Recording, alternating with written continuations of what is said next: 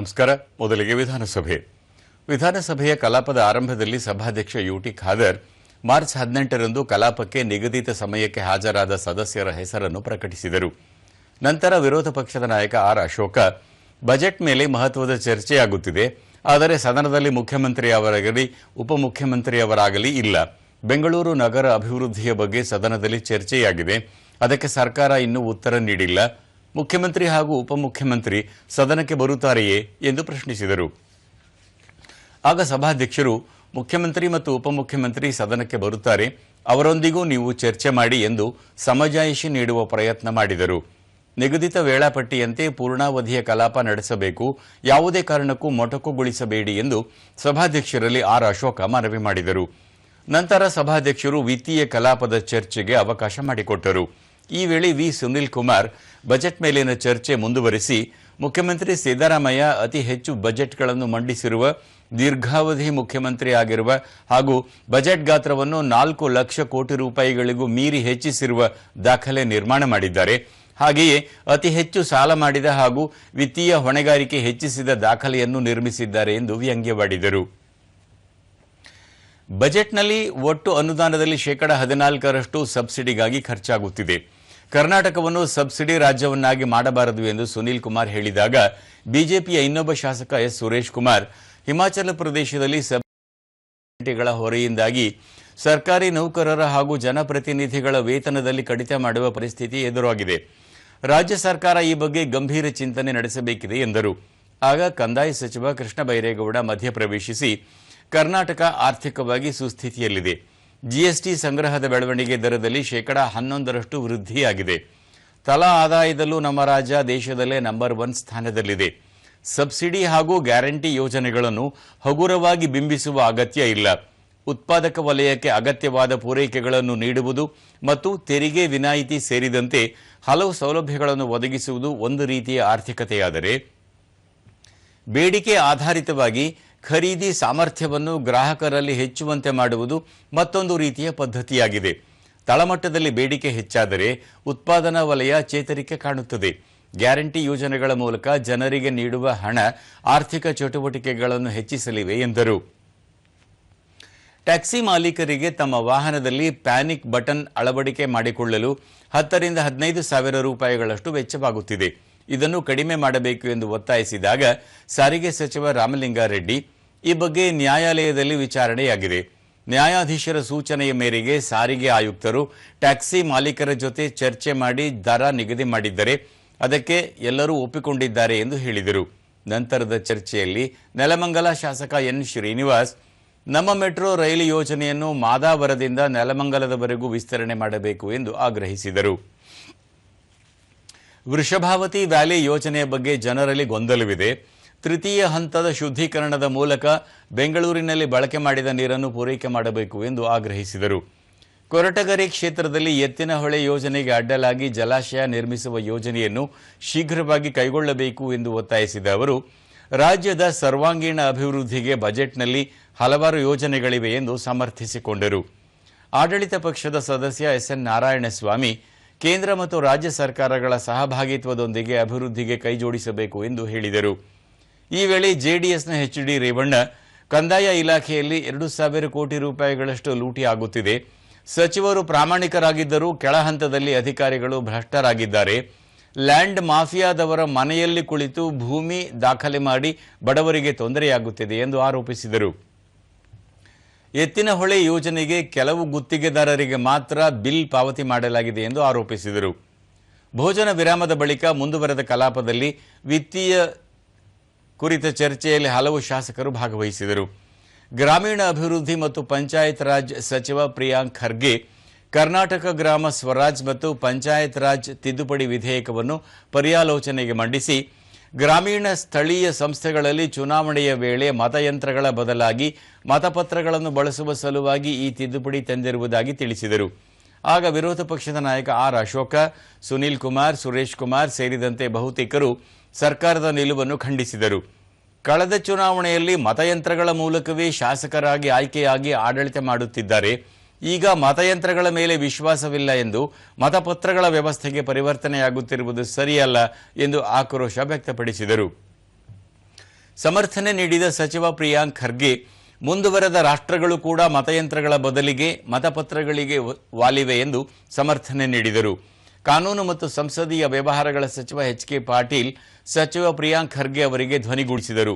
ದೀರ್ಘ ಚರ್ಚೆಯ ನಂತರ ಆರ್. ಅಶೋಕ ಇವಿಎಂನಿಂದ ಗೆದ್ದವರು ಇಲ್ಲಿ ಸಚಿವರಾಗಿ ಸದನದಲ್ಲಿ ಹೇಗೆ ಕುಳಿತುಕೊಳ್ಳುತ್ತಾರೆ ಎಂದರು.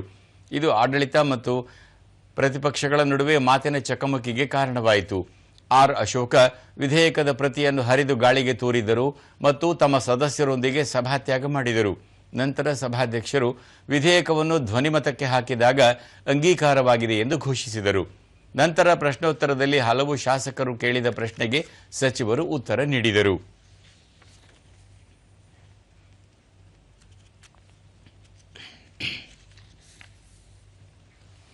ಇನ್ನು ವಿಧಾನ ಪರಿಷತ್ ಯುಗಾದಿ ಹಬ್ಬದ ಬಿಡುವಿನ ಬಳಿಕ ಮೇಲ್ಮನೆಯ ಕಲಾಪದ ಆರಂಭದಲ್ಲಿ ಇಂದು ಸಭಾಪತಿ ಬಸವರಾಜ ಹೊರಟ್ಟಿ ಸಂತಾಪ ಸೂಚನೆ ಕೈಗೆತ್ತಿಕೊಂಡರು. ಅನಾರೋಗ್ಯದಿಂದ ನಿಧನರಾದ ವಿಧಾನ ಪರಿಷತ್ ಮಾಜಿ ಸದಸ್ಯ ಕರಿಯಣ್ಣ ಸಂಗಟಿ ಅವರ ಅಗಲಿಕೆಯ ಮಾಹಿತಿ ನೀಡಿ, ಕೊಪ್ಪಳ ಜಿಲ್ಲಾ ಪಂಚಾಯತ್ ಅಧ್ಯಕ್ಷರಾಗಿಯೂ ಸೇವೆ ಸಲ್ಲಿಸಿದ್ದರು. ಸರಳ ವ್ಯಕ್ತಿತ್ವ ಮತ್ತು ಸಂಘಟನಾ ಸಾಮರ್ಥ್ಯದಿಂದ ಜನಮನ್ನಣೆ ಗಳಿಸಿದ್ದರು. ಕೊಪ್ಪಳ ತಾಲೂಕಿನ ಯಲಮಗೇರಿ ಗ್ರಾಮದವರಾದ ಕರಿಯಣ್ಣ ಸಂಗಟಿ ನಿಧನ ರಾಜಕೀಯ ಸಾಮಾಜಿಕ ಕ್ಷೇತ್ರಕ್ಕೆ ತುಂಬಲಾರದ ನಷ್ಟ ಎಂದು ಸಂತಾಪ ಸೂಚಿಸಿದರು. ವಿರೋಧ ಪಕ್ಷದ ನಾಯಕ ಛಲವಾದಿ ನಾರಾಯಣಸ್ವಾಮಿ, ಆಡಳಿತ ಪಕ್ಷದ ಮುಖ್ಯ ಸಚೇತಕ ಸಲೀಂ ಅಹಮದ್ ಕರಿಯಣ್ಣ ಸಂಗಟಿಯವರ ನಿಧನಕ್ಕೆ ಸಂತಾಪ ವ್ಯಕ್ತಪಡಿಸಿದರು. ಬಳಿಕ ಸಭಾಪತಿ ಬಸವರಾಜ ಹೊರಟ್ಟಿಯವರು ಪ್ರಶ್ನೋತ್ತರ ಕೈಗೆತ್ತಿಕೊಂಡರು. ಸದಸ್ಯ ಡಿಟಿ ಶ್ರೀನಿವಾಸ್ ಪ್ರಶ್ನೆಗೆ ಉತ್ತರಿಸಿದ ಉನ್ನತ ಶಿಕ್ಷಣ ಸಚಿವ ಡಾ ಎಂಸಿ ಸುಧಾಕರ್, ರಾಜ್ಯದ ವಿಶ್ವವಿದ್ಯಾನಿಲಯಗಳಲ್ಲಿ 4,000 ಹುದ್ದೆಗಳು ಖಾಲಿ ಇವೆ. ಆರಂಭದಲ್ಲಿ 1,000 ಹುದ್ದೆಗಳ ಭರ್ತಿಗೆ ಕ್ರಮ ಕೈಗೊಳ್ಳಲಾಗಿದೆ. ಉಳಿದ 3,000 ಹುದ್ದೆಗಳನ್ನು ಹಂತ ಹಂತವಾಗಿ ಭರ್ತಿ ಮಾಡಲಾಗುವುದು ಎಂದು ಮಾಹಿತಿ ನೀಡಿದರು. ಸದಸ್ಯ ಎಸ್ ರವಿ, ಕಾಡಿನಂಚಿನಲ್ಲಿರುವ ರೈತರು ಎದುರಿಸುತ್ತಿರುವ ಕಷ್ಟ ಅಷ್ಟೇ ಪುಂಡಾನೆಗಳು ಹಾಳು ಮಾಡುತ್ತಿವೆ. ಅರಣ್ಯ ಇಲಾಖೆ ನೀಡುವ ಪರಿಹಾರಕ್ಕೂ ರೈತರು ಅಂಗಲಾಚುವ ಪರಿಸ್ಥಿತಿ ನಿರ್ಮಾಣವಾಗಿದೆ. ರೈತರು ತಮ್ಮ ಜಮೀನುಗಳಲ್ಲಿ ಉಳುಮೆ ಮಾಡುವುದನ್ನೇ ಬಿಡುವ ಮಟ್ಟಕ್ಕೆ ಬಂದಿದ್ದಾರೆ ಎನ್ನುವ ವಿಷಯವನ್ನು ಅರಣ್ಯ ಸಚಿವರ ಗಮನಕ್ಕೆ ತಂದರು. ಆಗ ಉತ್ತರಿಸಿದ ಈಶ್ವರ್ ಖಂಡ್ರೆ, ಕಾಡಂಚಿನ ಜಮೀನುಗಳಿಗೆ ಕಾಡಾನೆಗಳು ದಾಳಿ ಮಾಡಿ ಬೆಳೆ ಹಾನಿ ಆಗುವುದನ್ನು ತಪ್ಪಿಸಲು ಹೆಚ್ಚುವರಿ ಆನೆ ಕಾರ್ಯಪಡೆ ರಚಿಸಲಾಗುವುದು. ಮಾನವ ಪ್ರಾಣಿ ಸಂಘರ್ಷ ತಡೆಗಟ್ಟುವ ನಿಟ್ಟಿನಲ್ಲಿ ಸರ್ಕಾರ ಹಲವು ಕ್ರಮಗಳನ್ನು ಕೈಗೊಂಡಿದೆ. ರಾಮನಗರ ವಿಭಾಗ, ಬನ್ನೇರುಘಟ್ಟ ರಾಷ್ಟ್ರೀಯ ಉದ್ಯಾನವನ ವಿಭಾಗ ಸೇರಿದಂತೆ ಒಟ್ಟು 65 kilometre railway barricade, 122 kilometre solar tentacle ತಂತಿ ಬೇಲಿ ಅಳವಡಿಕೆ ಹಾಗೂ 31 ಕಿಲೋಮೀಟರ್ ಆನೆ ತಡೆ ಕಂದಕ ನಿರ್ಮಾಣ ಮಾಡಲಾಗಿದೆ. ಜೀವಕ್ಕೆ ಹಾನಿ ಮಾಡುವ ಆನೆಗಳನ್ನು ಮಾತ್ರ ಹಿಡಿಯುವ ಅವಕಾಶವಿದೆ ಎಂದು ಮಾಹಿತಿ ನೀಡಿದರು. ಎಸ್ವಿ ಸಂಕನೂರ ಪ್ರಶ್ನೆಗೆ ಉತ್ತರಿಸಿದ ಆರೋಗ್ಯ ಮತ್ತು ಕುಟುಂಬ ಕಲ್ಯಾಣ ಸಚಿವ ದಿನೇಶ್ ಗುಂಡೂರಾವ್, ಆರೋಗ್ಯ ಇಲಾಖೆಯಲ್ಲಿ ಕಳೆದ 40 ವರ್ಷಗಳಿಂದ ನೆನೆಗುದಿಗೆ ಬಿದ್ದಿರುವ ವೃಂದ ಹಾಗೂ ನೇಮಕಾತಿ ನಿಯಮಗಳ ಪರಿಷ್ಕರಣೆ ಪ್ರಕ್ರಿಯೆ ಪ್ರಗತಿಯಲ್ಲಿದೆ. ಇನ್ನು 2 ತಿಂಗಳ ಅವಧಿಯಲ್ಲಿ ನಿಯಮಗಳಿಗೆ ಅಂತಿಮವಾದ ರೂಪ ನೀಡಲಾಗುವುದು ಎಂದು ಹೇಳಿದರು. 13 ವರ್ಷಗಳಿಂದ ಜ್ಯೇಷ್ಠತಾ ಪಟ್ಟಿ ಸಹ ಸಿದ್ಧವಾಗಿಲ್ಲ. ಈಗಾಗಲೇ ಬಿ-ಸಿ-ಡಿ ವೃಂದದ ಜ್ಯೇಷ್ಠತಾ ಪಟ್ಟಿ ಸಿದ್ಧಪಡಿಸಲಾಗಿದೆ. ಎ ವೃಂದದ ಜ್ಯೇಷ್ಠತಾ ಪಟ್ಟಿಗೆ ಆಕ್ಷೇಪಣೆ ಆಹ್ವಾನಿಸಲಾಗಿತ್ತು. ಅದರಲ್ಲಿ ಎದುರಾಗಿರುವ ಗೊಂದಲ ನಿವಾರಣೆಯ ನಂತರ ಅಂತಿಮ ಜ್ಯೇಷ್ಠತಾ ಪಟ್ಟಿ ಪ್ರಕಟಿಸಲಾಗುವುದು. ಈ ಜ್ಯೇಷ್ಠತಾ ಪಟ್ಟಿ ಸಿದ್ಧಪಡಿಸುವುದರಿಂದ ಪದೋನ್ನತಿ ಮೊದಲಾದ ಸೌಲಭ್ಯಗಳು ದೊರಕಲಿವೆ ಎಂದರು. ಕಾಳಸಂತೆಯಲ್ಲಿ ಪಡಿತರ ಅಕ್ಕಿ ಮಾರಾಟ ವಿಚಾರ ಪ್ರಶ್ನೋತ್ತರ ಕಲಾಪದಲ್ಲಿ ಪ್ರತಿಧ್ವನಿಸಿತು. ಈ ವೇಳೆ ಟಿಎ ಶರವಣ ಪ್ರಶ್ನೆಗೆ ಉತ್ತರಿಸಿದ ಆಹಾರ ಮತ್ತು ನಾಗರಿಕ ಸರಬರಾಜು ಸಚಿವ ಕೆಎಚ್ ಮುನಿಯಪ್ಪ, ರಾಜ್ಯದ ಎಲ್ಲಾ ನ್ಯಾಯಬೆಲೆ ಅಂಗಡಿಗಳಿಗೆ ಸಿಸಿಟಿವಿ ಅಳವಡಿಕೆ ಮಾಡುತ್ತೇವೆ. ಎಲ್ಲಿಯೂ ಕಾಳಸಂತೆಯಲ್ಲಿ ಪಡಿತರ ಅಕ್ಕಿ ಮಾರಾಟ ನಡೆಯದಂತೆ ಎಚ್ಚರ ವಹಿಸಲಾಗುವುದು. ಪಡಿತರ ಸರಬರಾಜು ವಾಹನಗಳಿಗೆ ಜಿಪಿಎಸ್ ಆಧಾರಿತ ಟ್ರ್ಯಾಕಿಂಗ್ ವ್ಯವಸ್ಥೆ ಜೊತೆಗೆ ಕಾಳಸಂತೆಯಲ್ಲಿ ಮಾರಾಟ ತಡೆಯಲು ನಿಗಾವಹಿಸಲು ಕಮಾಂಡ್ ಸೆಂಟರ್ ತೆರೆಯಲಾಗುವುದು ಎಂದು ಹೇಳಿದರು. ಎಸ್ಎಲ್ ಭೋಜೇಗೌಡ, ಬೆಂಗಳೂರು ಉತ್ತರ ವಿಶ್ವವಿದ್ಯಾಲಯದಲ್ಲಿ ದೊಡ್ಡ ಮಟ್ಟದ ಭ್ರಷ್ಟಾಚಾರ ನಡೆದಿದ್ದು, ಲಕ್ಷಾಂತರ ರೂಪಾಯಿಗಳ ವೆಚ್ಚದಲ್ಲಿ ಆಗಬೇಕಾದ ಕಾಮಗಾರಿಗಳಿಗೆ ಕೋಟ್ಯಾಂತರ ರೂಪಾಯಿಗಳನ್ನು ಖರ್ಚು ಮಾಡಲಾಗಿದೆ.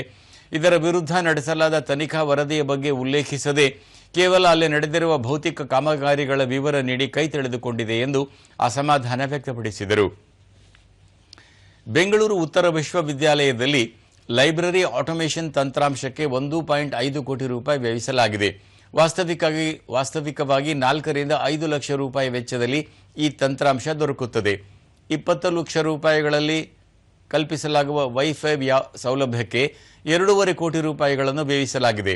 1.5 ಕೋಟಿ ರೂಪಾಯಿ ವೆಚ್ಚದಲ್ಲಿ ನಿರ್ಮಿಸಬಹುದಾದ ಸೋಲಾರ್ ಘಟಕಕ್ಕೆ 4.5 ಕೋಟಿ ರೂಪಾಯಿಗಳನ್ನು ವ್ಯಯಿಸಲಾಗಿದೆ. ಪ್ರತಿ ಹಂತದಲ್ಲಿಯೂ ಸಹ ಭ್ರಷ್ಟಾಚಾರ ತಾಂಡವವಾಡುತ್ತಿದೆ. ಈ ಬಗ್ಗೆ ಕ್ರಮ ಕೈಗೊಳ್ಳುವ ನಿರ್ಧಾರ ಪ್ರಕಟಿಸಬೇಕಾದ ಸರ್ಕಾರ ಕೇವಲ ಪಿಡಬ್ಲ್ಯೂಡಿ ಇಲಾಖೆ ಕೈಗೊಂಡ ಭೌತಿಕ ಕಾಮಗಾರಿ ವಿವರ ಮಾತ್ರ ನೀಡಿದೆ ಎಂದು ಅತೃಪ್ತಿ ಹೊರಹಾಕಿದರು. ಈ ಹಂತದಲ್ಲಿ ಮಧ್ಯೆ ಪ್ರವೇಶಿಸಿದ ಸಭಾಪತಿ ಬಸವರಾಜ ಹೊರಟ್ಟಿ, ಹಾಗಾದರೆ ಈ ಪ್ರಶ್ನೆಯನ್ನು ತಡೆಹಿಡಿಯೋಣವೇ ಎಂದು ಪ್ರಶ್ನಿಸಿದರು. ಆಗ ಭೋಜೇಗೌಡ, ಈ ಪ್ರಶ್ನೆ ತಡೆಹಿಡಿಯುವುದು ಬೇಡ, ಸಚಿವರು ಸಮರ್ಥರಿದ್ದಾರೆ, ಉತ್ತರ ನೀಡಲಿದ್ದಾರೆ ಎಂದರು. ಈ ವೇಳೆ ಉನ್ನತ ಶಿಕ್ಷಣ ಸಚಿವ ಡಾಕ್ಟರ್ ಎಂಸಿ ಸುಧಾಕರ್, ಬೆಂಗಳೂರು ಉತ್ತರ ವಿಶ್ವವಿದ್ಯಾಲಯದಲ್ಲಿ ನಡೆದಿರುವ ಅಕ್ರಮಗಳ ಬಗ್ಗೆ ದೂರು ನೇರವಾಗಿಯೇ ರಾಜ್ಯಪಾಲರಿಗೆ ಸಲ್ಲಿಕೆಯಾಗಿತ್ತು. ರಾಜ್ಯಪಾಲರು ಆ ದೂರನ್ನು ಆಧರಿಸಿ ನಿವೃತ್ತ ನ್ಯಾಯಾಧೀಶರನ್ನು ಒಳಗೊಂಡ ಸಮಿತಿ ರಚನೆಗೆ ಆದೇಶ ನೀಡಿದ್ದು, ಆ ಸಮಿತಿ ನೇರವಾಗಿ ರಾಜ್ಯಪಾಲರಿಗೆ ವರದಿ ಸಲ್ಲಿಸಿದೆ. ಹೀಗಾಗಿ ಆ ವರದಿ ರಾಜ್ಯ ಸರ್ಕಾರಕ್ಕೆ ಸಲ್ಲಿಕೆಯಾಗಿಲ್ಲ ಎಂದರು. ಇಲ್ಲಿಗೆ ಇಂದಿನ ಕಾರ್ಯಕಲಾಪಗಳ ಸಮೀಕ್ಷೆ ಮುಕ್ತಾಯವಾಯಿತು. ನಮಸ್ಕಾರ.